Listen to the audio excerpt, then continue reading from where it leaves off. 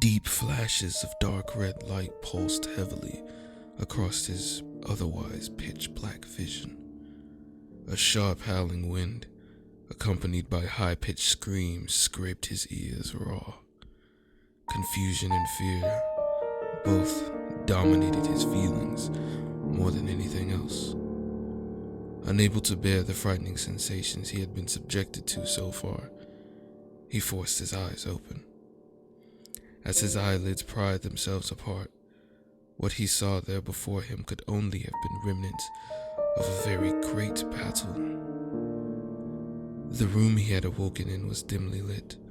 The walls were drenched in a blotchy red substance, and the smell of burning metal permeated all around him. Leaning upwards, he noticed ceiling lights hanging out of their frames. They swayed, dangling from the cords attaching them to their sockets. Somewhat compelled by his growing anxiety, he opened his mouth to speak. "Hello?" A piercing pain shot up from the tips of his fingers all the way up to his chest, reaching into his throat, nearly strangling him. What the hell is going on? Where am I? He thinks to himself. Taking a look at the bed he awoke on, he sees restraints swaying off the ends. These restraints didn't look like they were made to hold down someone the size of a normal person. They were large and unnervingly well built. Gathering up all his strength, he slid off the bed and attempted to stand. Wobbly, yet determined, he stumbled towards the door. There, he noticed the entire framing had been blown to pieces. Peering into the hallway, not a single soul was in sight. The lights overhead flickered desperately to stay lit. Unwilling to stay in the desolate room any longer, he pushed forward into the inner workings of the place he currently found himself in. Terrified of what lay ahead, he ventured into the unknown, apprehension his only companion. The walls of this place were lined with pipes and mechanical things, the likes he'd never seen. What the hell is this place? He thought to himself as he walked through the quiet and eerie hall. Hallway after hallway, room after room, more or less, it was all the same. Wandering the winding corridors for what seemed like hours, he stopped in the middle of an intersection of sorts. This place is a damn maze. How do I get out of here? Is that even possible? Just as the thought entered his mind, he was thrown off his feet by a loud boom. Somewhere off in the distance, the sound of an explosion and sirens wailing could be heard. A voice over what seemed to be an intercom system wailed out. Attention faculty and guests. Due to unforeseen circumstances, we ask that you immediately evacuate. You have exactly 12 hours before the facility reaches the 95% critical failure. Upon reaching 95% critical failure, all faculty will be evacuated and unauthorized guests eliminated inside the facility. Any prolonged stays inside the facility will not be monitored, and reservations have been revoked and reimbursed. You shall receive word of relocation, and pricing will be adjusted for the inconvenience. Thank you for choosing Atlas International. We hope to serve you again soon. Atlas International. Haven't I heard that before? Just as quickly as the thought had formed, a bright red light flashed through his mind. As the light grew more intense and warped, even closing his eyes proved to only isolate the problem. The light scraped at his mind and chewed on his perception, causing unimaginable pain. Unable to bear it, screams that mimicked the wails of an injured animal escaped him in force. Unable to fully use his voice to express his pain, he relented. He attempted to force his eyes back open, The red light began to dim, only to be accompanied by the folding of black mist, further obscuring his already tattered vision. The light and mist swirled in and out of his peripheral, straining his mind and crumbling his body alongside it. He fell to the floor in a heap, almost losing the will to continue. But something inside him forced his muscles to tense and his body to rise. I can't die here. I won't die here. Get up, damn you! Move! Forcing himself to his feet, he grabbed hold of one of the pipes lined against the wall. Just as he did, the entire place rumbled violently. Another explosion? Wait, what? The trembling of the structure ripped the floor from underneath him, making him fall to the level below. He slammed to the floor with enough force to rattle the metal workings lining the walls of the new hallway. Having enough of this torment, he pulled himself up from the floor and continued his trek. One step at a time, he made his way forward, each step scarier than the last. Even though he could tell exactly where he had fallen, he still needed to exercise caution. This was only the beginning for him. He had no clue as to what more he would have to face before he escaped whatever hellhole he was in. He fumbled around the pipe-lined walls, looking for a panel to a door, a new hallway, something. The corridor he found himself in currently was the longest. It had been ages since he had even saw a mechanical door. Finally, after what felt like an eternity of walking, his hand grazed a panel. For the first time since he awoke in this place, he felt a wave of genuine happiness. He slammed his hand over the panel, praying his fingers found the button necessary to open the door. The door slides upward with a loud hiss and thud once it opened completely.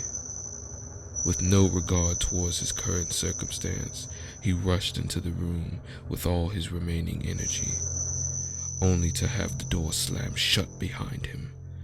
The sound alone startled him off his feet. Struggling to open his eyes fully, he was startled to hear a familiar voice overhead, muffled from behind the door. Emergency airlock sequence initiated. Please step away from the door. Fear, pure and unfettered fear, flashed through his body. Airlock? What the fuck? He scrambled to his feet as he did his best to feel around the room for something, anything that could help him. To no avail. There was nothing to find. Nothing at all.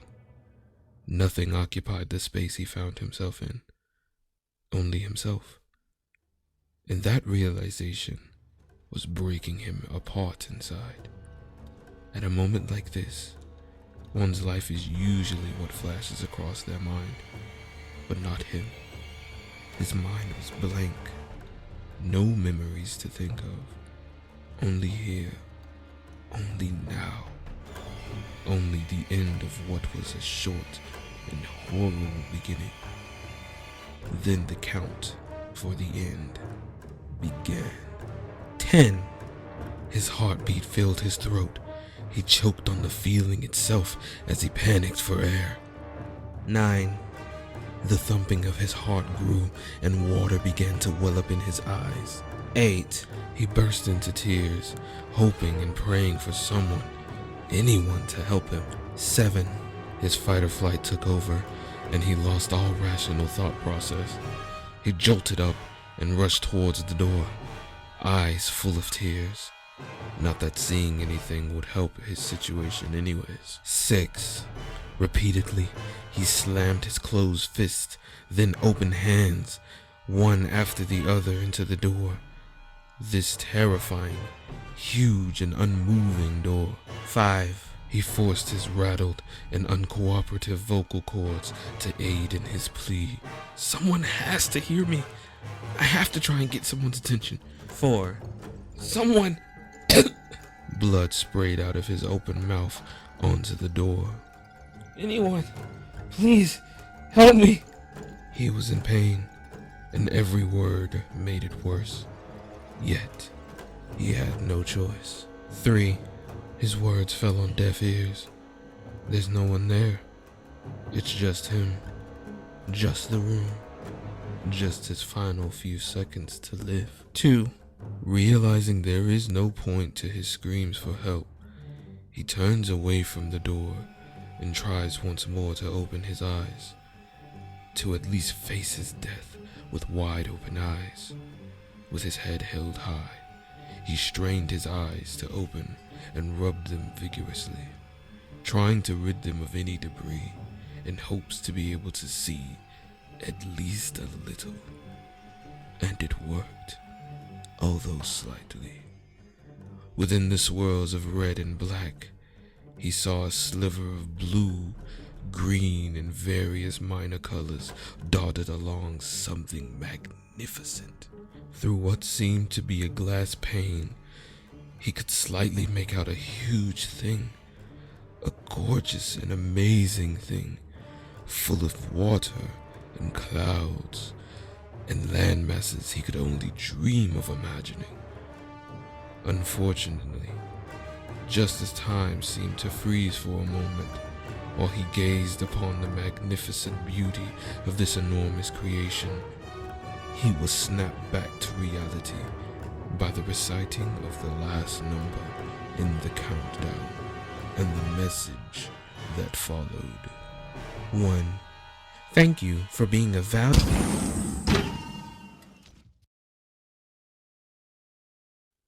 Silence. An unimaginable force ripped the sound from his ears and air from his lungs, his body from the room.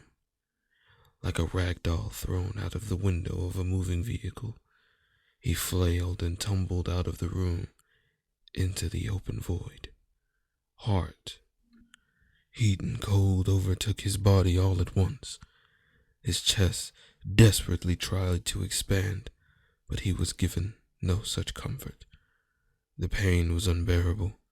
He couldn't breathe. He couldn't even think straight.